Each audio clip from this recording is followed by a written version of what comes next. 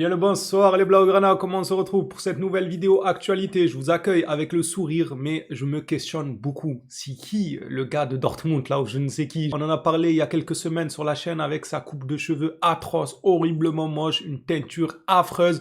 On reparle de lui aujourd'hui, mais pourquoi c'est toujours des photos bizarres? Non, mais vous allez comprendre quand je vais vous afficher les photos. Enfin, en tout cas, selon mon appréciation personnelle, la photo, elle est bizarre. Qui est ce type? Bref, j'espère que tout va bien de votre côté. On se retrouve comme annoncé pour une nouvelle vidéo actualité pour pas changer de d'habitude. Et demain, on aura enfin le retour des matchs du FC Barcelone et je pourrai le débrief. Oui, oui, oui, normalement, si tout va bien, on sera là pour un débrief. Maintenant, plongeons-nous dans cette vidéo actualité et je ne vais pas faire durer le suspense. Je vais directement vous afficher la personne qui me turlupine. Je sais même pas si c'est comme ça que ça se dit, non, mais ça me travaille trop sur le cerveau. C'est qui? Qui est cette personne? Ramenez-moi, je sais pas, c'est pas que son identité, parce qu'on a son nom et prénom, mais je sais pas, sa taille, son pied le plus fort, où est-ce qu'il est né, il est de quelle origine. Enfin bref, dites-moi en plus un peu sur ce spécimen. Je parle de ce monsieur-là, les gars. Dites-moi que je suis pas fou, il est bizarre. Il est bizarre. La dernière fois, on nous montre une photo avec une teinture trop bizarre, sa coupe de cheveux, là, si je la retrouve, je vous la montrerai si j'ai pas la flemme. Là, on le prend en photo, on dirait il est surpris d'exister, de vivre, d'avoir été pris par un cliché, je sais pas, on dirait un singe qui découvre un appareil photo, genre il est comme... Dites-lui de sourire, je sais pas.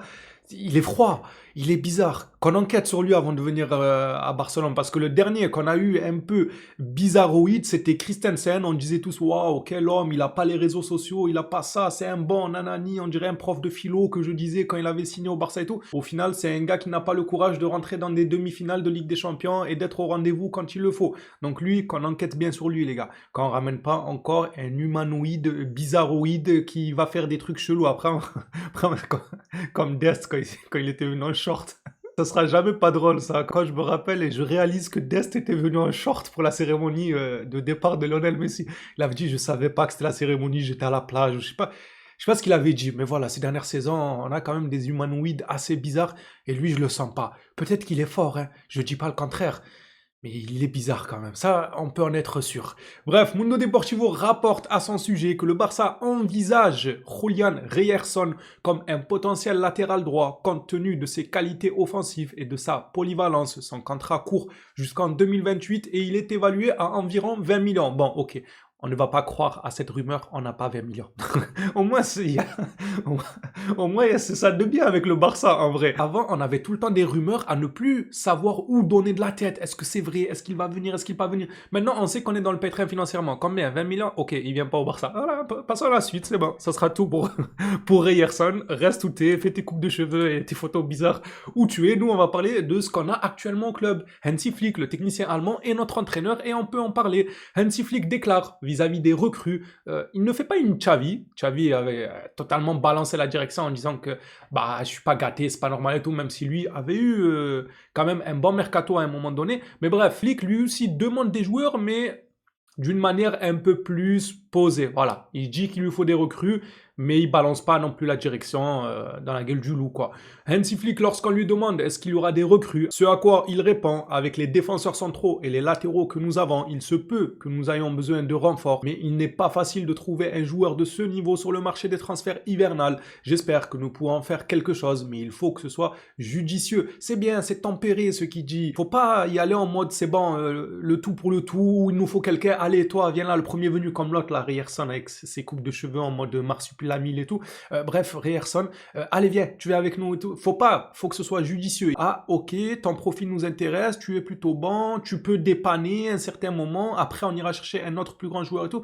Pourquoi pas? Et Cancelo est le meilleur profil justement durant cette période hivernale parce qu'il allie l'excellent joueur, par le passé sa carrière parle pour lui, les lacunes défensives, oui, je le répète parce que je vois que dans les commentaires beaucoup le reprochent encore à Cancelo, c'est vrai, mais à l'heure actuelle, comme dit Hansi Flick, c'est compliqué d'aller trouver quelqu'un qui a la totale. Genre le mec, il va être bon défensivement, bon offensivement, polyvalent, extravagant. C'est compliqué les gars. Donc on va modérer, rester tempéré. Comme Hansi Flick nous le dit dans sa déclaration, faut un choix judicieux. Tu prends un Cancelo à moindre coût, voire gratuit parce que son club est prêt à le libérer soi-disant. Tu le prends. On a besoin d'un défenseur central. Tu peux recaler Koundé en défense centrale. Tu l'as déjà, ton défenseur central, au sein même de ton équipe. Après, il faudra aussi que Cancelo assure évidemment sur son couloir. Quand ce sera des matchs où l'équipe adverse bouge beaucoup, comme City, le Real, le PSG et j'en passe, eh bien pourquoi pas peut-être envisager de remettre Koundé en tant que défenseur droit pour équilibrer un peu la défense, car Koundé est meilleur défensivement que offensivement. Et inversement, lorsque ce sera des équipes un peu plus bloc bas, un peu plus compliqué à manier. Tu mets Cancelo pour te mettre des ballons dans la boîte, pour dribbler, pour déstabiliser le bloc adverse, ou même certains grands matchs, j'en suis sûr qu'il peut être utile. En tout cas, il t'offre une multitude de choix. Avoir Cancelo, il est polyvalent sur les deux ailes, il peut te permettre de reprendre Koundé en tant que central. Pour moi, c'est le choix le plus judicieux en tant que renfort dans le secteur défensif pour cette période hivernale. Parlons maintenant de Eric Garcia. On lui a demandé au technicien allemand, est-ce que Eric Garcia continuera à jouer au milieu de terrain après le retour de tous les blessés? Mais vous voulez qu'il joue où? En vrai de vrai, moi je le trouve beaucoup, mais largement meilleur en milieu de terrain qu'en défenseur central. Même plus rassurant en défenseur droit qu'en défenseur central. C'est la vérité. Eric Garcia continuera-t-il à évoluer au milieu de terrain après le retour des joueurs blessés? Ce à quoi il répond. On verra demain. Eric a été formidable au milieu, aux côtés des deux défenseurs centraux, Koubarsi et Gérard Martin. Ce trio a été fantastique et nous a apporté la stabilité recherchée,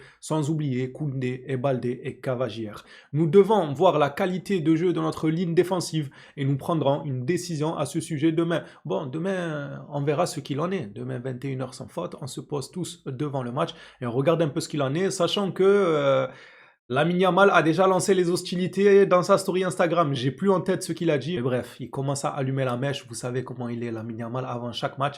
Il a le don de rendre le match plus important qu'il ne l'était déjà. Surtout que l'Espagnol, cette saison, ça se débrouille plutôt bien en termes de football. Juan Garcia aussi qui rejouera contre son ex-club. Enfin bref, le match est intéressant. J'ai hâte d'être à l'heure de demain. On y parlait justement. Cancelo, selon Fabrizio Romano, à ce stade, à l'heure actuelle, Barcelone ne progresse pas sur Joao Cancelo. Le club n'a pas décidé encore.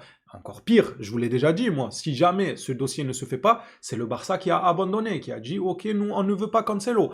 Encore pire que juste le fait que ça ne progresse pas, le joueur continue de négocier avec l'Inter. Au bout d'un moment, c'est logique. Et oui, si le Barça le fait patienter, ils te font poireauter alors que lui, il veut coûte que coûte retrouver l'Europe, tu vas pas attendre le Barça, alors que tu sais que du jour au lendemain, ils peuvent te dire, ah, finalement, il y a notre RH, il vient nous envoyer la comptabilité, notre expert comptable, voilà. On peut pas te payer, voilà. Si tu viens, tu joues gratuit, on essaiera de voir avec la Croix-Rouge ou les services sociaux s'ils peuvent te dépanner des boîtes de conserve tous les mois pour que tu puisses te nourrir. Sinon, bah, tu peux aller voir ailleurs. Sauf que ce sera trop tard pour l'Inter. Ça se trouve, ils auront trouvé un joueur, ou ça se trouve, eux aussi, je sais pas, ils changeront d'avis. Enfin bref, à l'heure actuelle, ça ne progresse pas du côté du Barça pour Cancelo, et de l'autre côté, lui, il continue de négocier avec l'Inter, voyant que le Barça, ils font pas non plus un effort colossal pour aller le signer rapidement, ils prennent tout leur temps, quoi. Parlons de ce jeune gardien qui fait parler, c'est pas la première fois que j'entends parler de lui. Barcelone surveille de près, mais c'est trop marrant quand ils disent surveille de près, ça veut dire quoi? Ça veut dire qu'il y a quelqu'un qui le suit dans la rue et tout, il le surveille, genre, surveille de près, là. Pas de loin, on le surveille pas de loin, les gars, de près, genre, de lui-même, de chez lui, de l'intérieur de lui. C'est lui-même qui se surveille. Genre, il marche, il se regarde comme ça. Vous inquiétez pas, le Barça, je me surveille moi-même. On peut faire plus près que ça? Non, c'est bon, j'ai trouvé l'astuce. Le surveille de près, c'est le joueur lui-même qui se surveille. Le Barça surveille ce gardien de 19 ans, Aaron, qui est actuellement prêté au FC Andorre. L'analyse le concernant est très positive et s'il maintient son niveau de jeu, il pourrait bien trouver une place dans l'effectif de Hansi Flick la saison prochaine. On croit beaucoup en son avenir. Le gardien a été titulaire à 14 reprises sur 19 matchs de championnat avec le FC Andorre et affiche le meilleur pourcentage d'arrêt, 78,6% de toute la deuxième division. Il compte également la troisième meilleure moyenne d'arrêt par match, 3,93. Son agent, c'est Pini Zahavi. Autant vous dire que c'est tout droit, les gars. C'est tout droit parce que déjà, il y aura de la place sur le banc de Barcelone à ce poste-là, gardien de but. Il va rester que Juan Garcia la saison prochaine, c'est simple. Ter Stegen, s'il décide d'enfin s'en aller, on va en parler d'ailleurs durant la vidéo, il me fatigue lui, je n'en ai pas envie, mais bon, il faut que je couvre l'actu, malheureusement pour moi, je suis obligé d'en parler. Ter Stegen devrait bouger si tout se passe bien, L'autre, comment il s'appelle? Le fumeur de cigares, là, qui fait que charrier Ter Stegen sur le banc, ça c'est bien, ça. Quand il le regarde et tout, quand Juan Garcia fait des arrêts monumentaux, il regarde du coin de l'œil Ter Stegen pour voir ses réactions et tout. J'aime le pressing comme ça. Bref, c'est tout droit pour ce jeune gardien. Il aura sa place. En tant que gardien numéro 2, bien sûr, il dépassera tout le monde. Au vu des statistiques de son âge, c'est tout droit à Barcelone. Pour clôturer cette vidéo actualité, on va clôturer avec cette superbe image de Ter Stegen qui fait le premier arrêt de sa carrière, toute compétition confondue. Mais malheureusement, c'est à l'entraînement. Ouais, c'est avant une compétition officielle, c'était lors de l'entraînement, c'était l'échauffement. Voilà, il a fait un arrêt. Ça va les fanatiques de Ter Stegen, on peut respecter la légende. Ouais, il nous a apporté 15 000 Ligues des Champions. Respecter la légende. Qu'est-ce qu'on n'entendrait pas? Oui, ouais, faut respecter, les gars. Respectez la... Quoi? Pourquoi vous respectez pas la légende, les gars? Respectez Ter Stachik, enfin, pardon, Ter Stegen, mais enfin, Ter Stachik préférerait rester statique à Barcelone, faire la statue dans les rues de Barcelone, que aller à Girona. C'est selon le journal Sport. Ah, j'arrête mes conneries. Ter Stegen préférait rester à Barcelone pour jouer la Copa del Rey et la Supercoupe, plutôt que de partir en prêt à Gérone. Qui lui dit, les frères, s'il vous plaît? Non, mais qui lui a dit qu'il allait jouer la Copa del Rey et la Supercoupe? Peut-être. En vrai, peut-être qu'il va finalement disputer ces compétitions-là. Mais Hansi Flick avait déclaré non. Il avait dit que non. Il a dit le seul match qu'il avait joué, là, il a disputé il y a quelques semaines, c'est juste comme ça, mais il ne jouera pas par la suite. Il avait insinué quelque chose du genre. On verra bien s'il tiendra parole ou s'il lui donnera du temps de jeu. Franchement, s'il lui donne du temps de jeu, c'est scandaleux. Ça n'a... Faire souffler Juan Garcia, oui, non, à part s'il a des pépins physiques. Sinon, non. Même en coupe, moi, je joue avec Juan Garcia. C'est un gardien, c'est pas un latéral. Tu veux le faire souffler de quoi? Avec une équipe aussi dominatrice que ça, contre les petites équipes. Ben, quoique, c'est vrai. J'allais dire, un gardien, ça se fatigue pas trop. Mais avec la manière de jouer actuellement de Barcelone, si. Si, ça fatigue. En vrai, ça fatigue. Tu peux te blesser avec les courses à répétition en sortant pour dégager le ballon, essayer de lire la trajectoire et tout. C'est vrai que ça peut être fatigant. On verra ce qu'il compte faire, mais à choisir, je préfère même Chesney dans ces coupes-là que de revoir Ter Stachik. Les Blaugrana, à votre tour de jouer dans l'espace commentaire. Dites-moi ce que vous en pensez de Reiner ou je sais pas qui là, le mec grave chelou.